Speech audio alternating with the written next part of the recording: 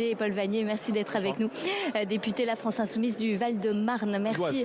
Du Val d'Oise, c'est ça, j'avais un petit doute. Merci d'être avec nous. Éléonore Carrois, ça pourrait se jouer à quelques voix. Le suspense est vraiment total dans cette élection. Et c'est la question de la légitimité du coup qui peut se poser pour soit Yaël Braun-Pivet, soit André Chassaigne. Vous le voyez comme ça ? Moi, je pense que quel que soit le résultat de cette élection, il va falloir respecter le résultat des urnes. Encore une fois, c'est un vote.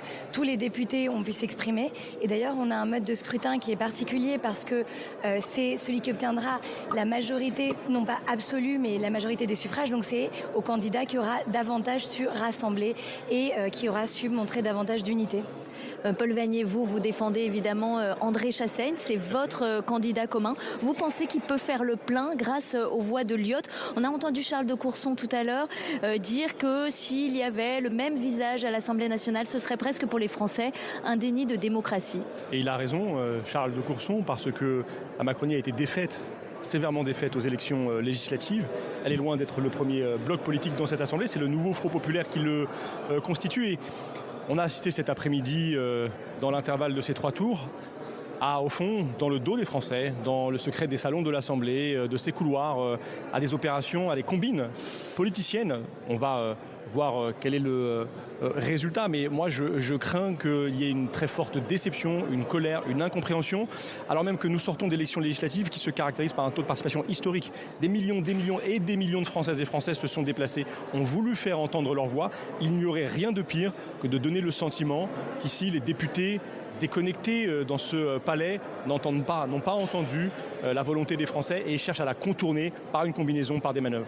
Éléonore Carrois, réélire effectivement la même présidente de l'Assemblée nationale, c'était à nouveau votre candidate. Est-ce que ça n'enverrait pas un signal que finalement rien ne change et que les élections finalement n'influent pas sur la politique du pays ? Pas du tout, parce que vous le savez, je peux l'entendre, cette critique, mais en réalité, aussi bien cette présidente a été réélue dans sa circonscription, et si elle venait à être réélue ce soir, ça serait à nouveau le résultat d'un vote dans lequel, en responsabilité, parce que moi je fais confiance aux parlementaires à leur responsabilité, nous sommes tous et toutes des députés de la nation, auraient choisi cette candidate. Donc quelque part, y compris au sein de notre groupe, nous, il y a eu un vote, un appel à candidature, contrairement au bloc de gauche qui se dit très démocratique, mais qui finalement ne vote pas pour élire son candidat. Donc quoi qu'il en soit et quel que soit le résultat ce soir, il y aura eu un vote des parlementaires. Et je pense que ça, c'est le plus important. Voilà, on entend la cloche sonner ici dans la salle des pas perdus et qui résonne aussi salle des 4 colonnes, qui indique qu'effectivement le résultat devrait être proclamé dans quelques minutes maintenant. On devrait le savoir. Et vous voyez sur cette image LCP, eh bien, cette nuée de journalistes. Vous êtes la salle des 4 colonnes. C'est l'endroit où les députés traversent, passent, donnent quelques interviews aux journalistes qui sont là. C'est aussi une vue sur le périmètre sacré où l'on peut apercevoir eh bien, les députés dans un lieu qui mène effectivement à l'hémicycle de l'Assemblée nationale, au salon, et qui est tenu secret quand il y a séance où effectivement les journalistes ne peuvent accéder lorsqu'ils sont réunis pour siéger à l'Assemblée nationale. Alors les députés évidemment se rendent maintenant dans l'hémicycle. On va entendre d'ici quelques minutes la proclamation des résultats. Ça devrait être dans moins de 4 minutes maintenant. On saura si Yaël Braun-Pivet est réélue au perchoir ou si André Chassaigne l'emporte, c'est-à-dire ce bloc de gauche.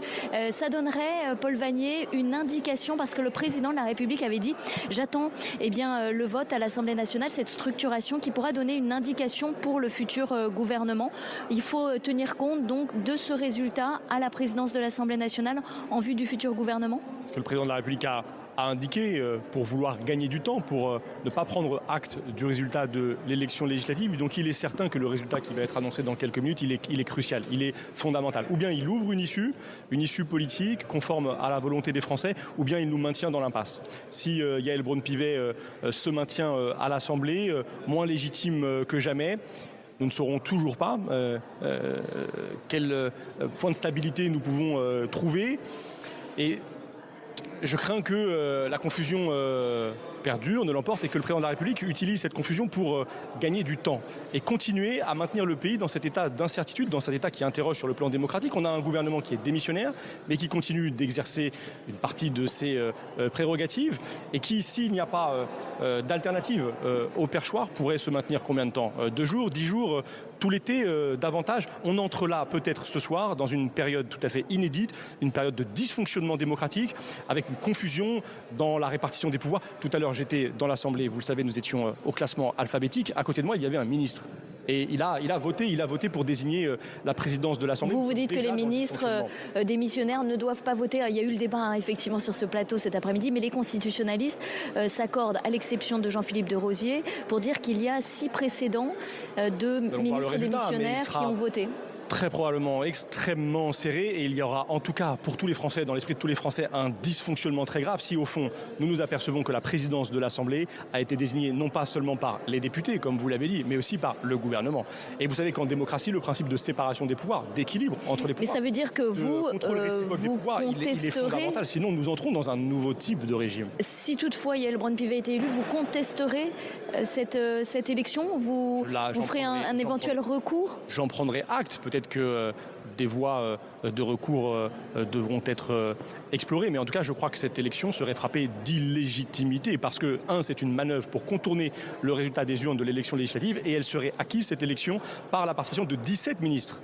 Que ça se joue à quelques voix, on va le voir.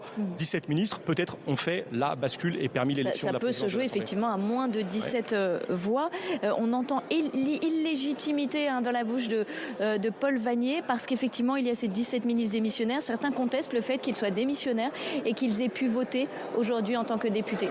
Alors écoutez, moi je suis vraiment choquée à chaque fois qu'il y a une élection, que le peuple se prononce de manière claire, que les députés se prononcent de manière claire, qu'avant même d'avoir les résultats, on soit déjà en train de trouver la faille alors que la loi est très claire. Moi vous savez, ma circonscription c'est l'Amérique latine et les Caraïbes. Il y a déjà eu des fraudes électorales et plutôt du côté de l'extrême gauche. Il y a déjà eu des problèmes. Ici on est en train de respecter à la lettre la Constitution. Vous avez interviewé je ne sais combien de constitutionnalistes, mais là avant même d'avoir les résultats, ils vous disent attention, c'est peut-être pas légitime. Acceptez le résultat des urnes. Au lieu de faire croire aux Français que vous avez eu une majorité absolue alors que vous avez eu une avance extrêmement faible, acceptez qu'il va falloir faire des compromis, qu'il va falloir se parler, qu'il va falloir faire autre chose que ce que vous souhaitez faire, que le programme du nouveau Front Populaire. Parce que finalement, dans tous les cas, il n'y a aucune majorité absolue. C'est vrai, nous avons une majorité relative, nous, le nouveau Front Populaire, mais vous savez que pendant pas de majorité, 2 ans, je suis désolée. la Macronie a gouverné de façon écrasante, sans majorité, avec une majorité relative plus forte que la vôtre, bien plus forte, avec des 49 voix, avec presque 250 voix. D'autoritarisme, c'est vrai, ça n'est pas la même majorité, mais en majorité relative, la Macronie a fait la preuve qu'elle pouvait gouverner en 5e République et aujourd'hui elle dénie. C'est vous, madame, qui êtes dans le refus de constater le résultat des élections, du suffrage des Français aux élections. Le résultat tout de suite du 3e tour. Du président ou de la présidente de l'Assemblée nationale. Nombre de votants 572. Bulletin blanc ou nul 3. Suffrages exprimés 569. Ont obtenu Madame Yaël Braun-Pivet 220 voix.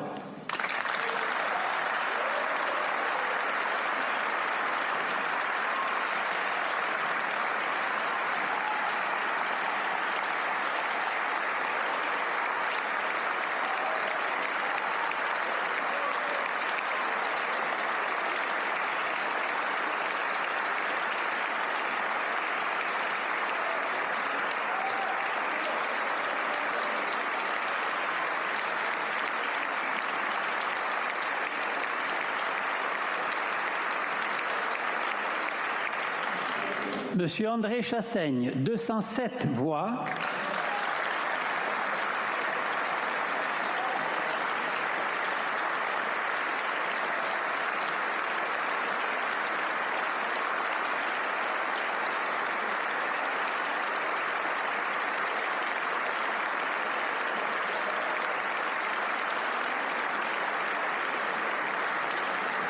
Monsieur Sébastien Chenu, 141 voix. 141 voix.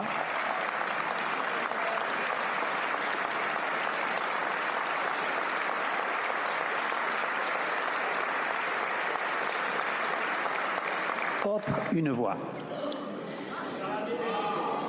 Madame Yaël Braun-Pivet ayant obtenu le plus grand nombre de suffrages, je la proclame présidente de l'Assemblée nationale et je l'invite à prendre place au fauteuil présidentiel.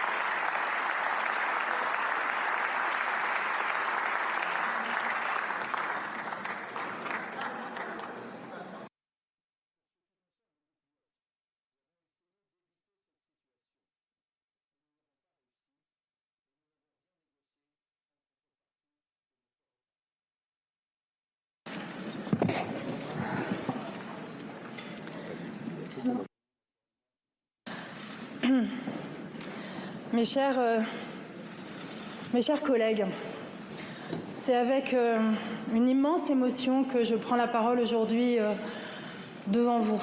Les dernières semaines ont été extrêmement tendues. Nous avons pu voir un pays inquiet, un pays fracturé. Et ce que l'on peut se dire, c'est que nous avons aujourd'hui une immense responsabilité. Pour la première fois depuis plusieurs dizaines d'années, les Français ont été massivement aux urnes.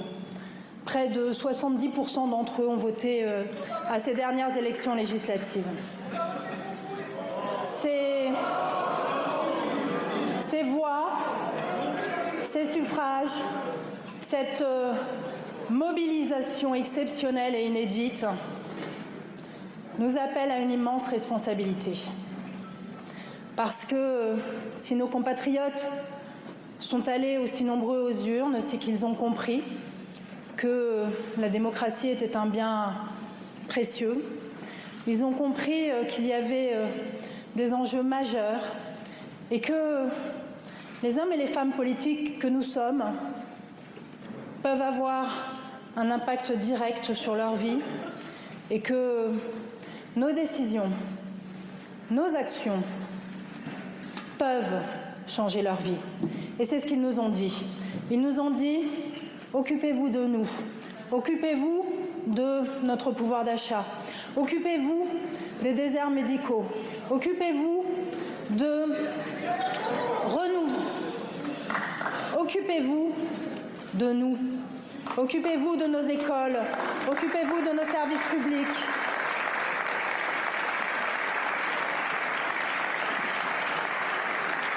Occupez-vous de nous recréer des emplois. Occupez-vous de nos enfants. Occupez-vous de notre planète, de l'environnement. Occupez-vous de notre sécurité. Occupez-vous de notre défense. Eh bien, ces messages, quels que soient nos bords politiques, quels que soient nos territoires d'élection, nous devons les entendre. Et nous devons apporter de nouvelles solutions. Et ces nouvelles solutions, nous devons les apporter avec de nouvelles méthodes. Cette Assemblée nationale, qui est peut-être plus représentative que jamais des Français, est aussi plus divisée que jamais. En même temps, elle a cette immense responsabilité qui fait que nous n'avons pas le choix. Nous devons nous entendre, nous devons coopérer, nous devons être capables de rechercher des compromis, nous devons être capables de dialoguer, de nous écouter et d'avancer.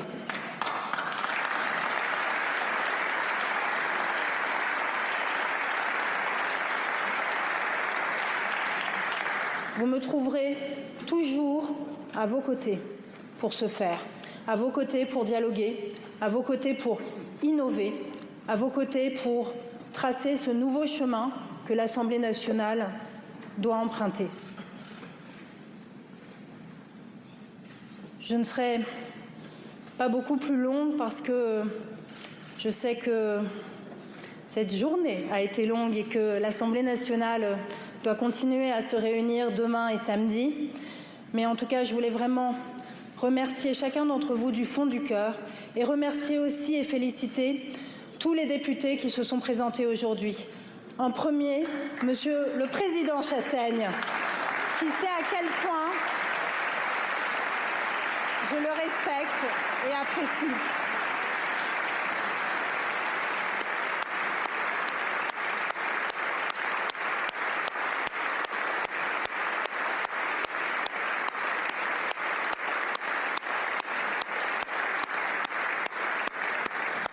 Je voudrais également féliciter Monsieur Sébastien Chenu.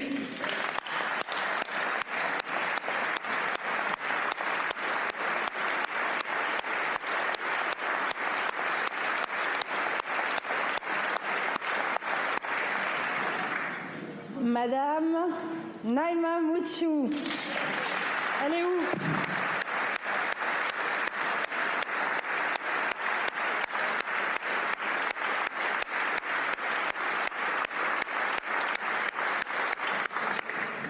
Monsieur Philippe Juvin.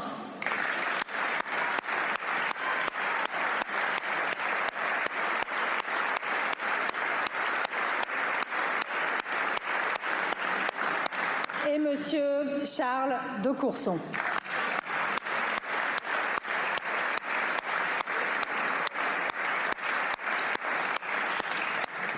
Chacun d'entre vous, vous avez porté une voix singulière, vous avez porté les voix de vos groupes parlementaires au-delà des députés qui sont dans cet hémicycle. Et je voudrais vraiment que vous sachiez à quel point je m'engage à travailler avec chacun d'entre vous tout au long de ce mandat.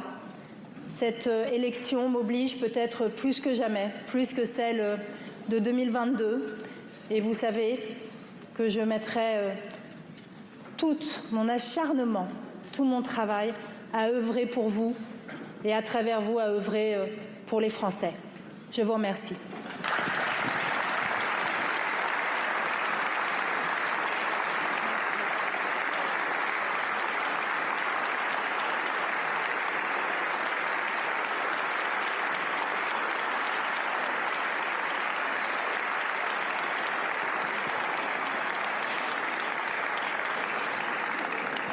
Prochaine séance demain à 15h, nomination éventuellement par scrutin des 6 vice-présidents, des 3 questeurs et des 12 secrétaires, puis installation du bureau. La séance est levée.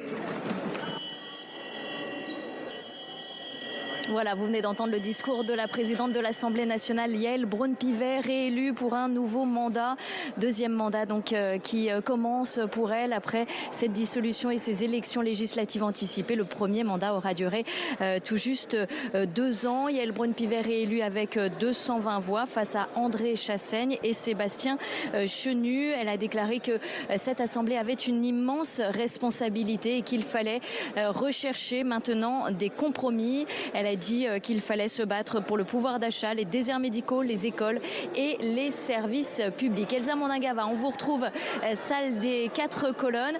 Yaël Braun-Pivet est donc réélue au perchoir. Et oui, et à la fin, c'est Yaël Braun-Pivet qui gagne. Elle est maintenue au perchoir. La candidate du camp présidentiel, 220 voix, avance donc de 13 voix sur son concurrent, André Chassaigne. Sébastien Chenu pour le Rassemblement national, 141 voix. Dans cette salle des 4 colonnes, regardez, c'est cette nuée de caméras, de journalistes qui se mettent en position puisqu'on attend une déclaration du nouveau Front populaire avec André Chassaigne certainement, mais aussi Mathilde Panot pour les Insoumis, Boris Vallaud pour les socialistes et également Cyrielle Châtelain pour les écologistes. Yaël Braun-Pivet qui s'est exprimée à l'instant dans l'hémicycle devrait aussi venir aux salles des 4 colonnes faire une courte déclaration. Évidemment, eh bien, le nouveau Front populaire n'est pas passé loin. Ils vont certainement faire part de leur déception, mais aussi eh bien, interroger cet écart, interroger la présence des ministres dans l'hémicycle. C'est ce qu'on a entendu un petit peu toute l'après-midi ici dans cette salle des 4 colonnes. Yaël Braun-Pivet, elle a fait applaudir tous les les candidats qui s'étaient présentés à cette élection. C'était un moment dans l'hémicycle que j'ai trouvé quand même assez calme. Il n'y a pas eu d'effusion ni de problème dans l'hémicycle, mais ça ne veut pas dire que ce résultat il sera complètement accepté par tout le monde. On va écouter, il y aura des déclarations qui vont arriver. Regardez tous ces journalistes, la salle des 4 colonnes est encore pleine à craquer. Il est 20h53, la séance a commencé à 15h, ça fait 7h53. Et bien que tous les journalistes suivent les rebondissements, c'est 3 tours donc pour aboutir à la présidence reconduite de Yaël Braun-Pivet à l'Assemblée nationale. Effectivement, Elsa Mandagava, une élection à suspense, un vote très serré puisque ça s'est joué à 13 voix, une élection excessivement longue puisque vous le suivez depuis 14h30 sur LCP. On va recueillir une petite réaction. Éléonore Carrois, vous êtes heureuse que Yaël Braun-Pivet, que votre camp l'ait emporté aujourd'hui à la présidence de l'Assemblée nationale?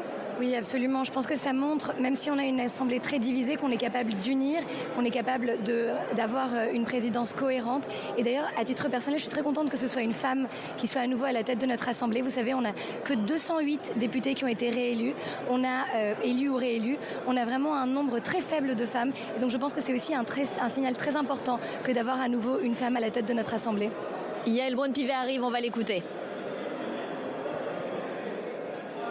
En tout cas, je suis très heureuse ce soir d'avoir été réélue pour la 2e fois présidente de l'Assemblée nationale. C'est une élection qui signifie beaucoup à un moment où nos compatriotes se sont massivement mobilisés pour aller voter. Et les engagements que nous devons prendre collectivement sont immenses parce que les attentes de nos compatriotes sont immenses et nous ne pouvons pas aujourd'hui les décevoir. On va continuer à innover. On a beaucoup innové à l'Assemblée nationale dans un contexte de majorité relative. On va évidemment continuer. Moi, je réunirai très rapidement les groupes politiques pour pouvoir inventer de nouvelles méthodes de travail, puisque dans cette Assemblée où il y a finalement plusieurs blocs et plusieurs forces, il faut que nous trouvions d'autres modes de fonctionnement pour essayer d'aller chercher davantage le dialogue, davantage le compromis. Et puis, il faut que le travail parlementaire puisse être renforcé pour que l'on puisse, avec tous les groupes politiques, réussir à faire émerger des solutions à des problématiques que nos compatriotes vivent au quotidien. Nous avons cette obligation qui est impérieuse de répondre à leurs attentes. C'est ce que je crois ils ont exprimé massivement dans les urnes. Est-ce que le Rassemblement national aura des postes au sein du bureau? Demain, il y aura une élection. Aujourd'hui, c'était l'élection de la présidence de l'Assemblée nationale. Vous connaissez la position de mon groupe, qui est d'une expression très claire. Pas de vote ni pour le Rassemblement national ni pour la France insoumise. Après, si le Rassemblement national est présent au bureau, vous savez que moi j'ai toujours eu la même position. Il est sain que chaque groupe politique, quel qu'il soit, puisse être représenté au bureau, qui est l'instance la plus importante de l'Assemblée nationale. Je vous remercie. Bonne fin de journée à vous. Au revoir. Paul Vannier, une réaction à cette réélection de la présidente de l'Assemblée nationale, Yaël Braun-Pivet. Est-ce que vous acceptez le résultat des urnes? Je le constate, mais ce soir, moi, je pense aux millions et aux millions de Français qui sont frappés de stupéfaction, qui ne comprennent pas que Mme Braun-Pivet soit réélue à la tête de l'Assemblée nationale après la défaite des macronistes aux législatives. Et je crois qu'il y a un sentiment de dégoût extrêmement profond qui s'empare d'une grande partie de nos compatriotes qui ont le sentiment qu'ils se sont fait voler le résultat de l'élection. Mme Braun-Pivet est élue avec 14 voix d'avance. 17 ministres ont participé au scrutin. Il y a un viol de la souveraineté populaire ce soir auquel on assiste en direct. C'est la République des combines, la République des magouilles, des accords qui demain péricliteront. C'est le pire des manœuvres politiciennes à quoi on assiste aujourd'hui. Et moi, je veux me tourner vers l'avenir. Je veux que l'élan d'espoir qui s'est levé avec le nouveau Front populaire puisse durer. Et j'appelle le président de la République à sortir le pays de l'impasse, à se tourner enfin vers le bloc arrivé en tête, vers le bloc de gauche, celui du nouveau Front populaire, pour former un gouvernement, désigner un Premier ministre et pouvoir avancer, permettre que le programme qu'ont soutenu une majorité, certes relative, mais une majorité de Français, soit enfin mis en œuvre pour sortir le pays de l'impasse. Madame Braun-Pivet a fait beaucoup de promesses, elle a un bilan, elle a un lourd bilan, un bilan désastreux comme présidente de l'Assemblée, la présidence la plus autoritaire qui a empêché le débat ici, qui a sanctionné durement beaucoup de députés. Et la Macronie a un bilan, c'est la destruction des services publics, de l'école publique, de l'hôpital public. Donc il y a beaucoup de démagogie aussi ce soir dans les propos de, je le constate, et beaucoup de rancœur.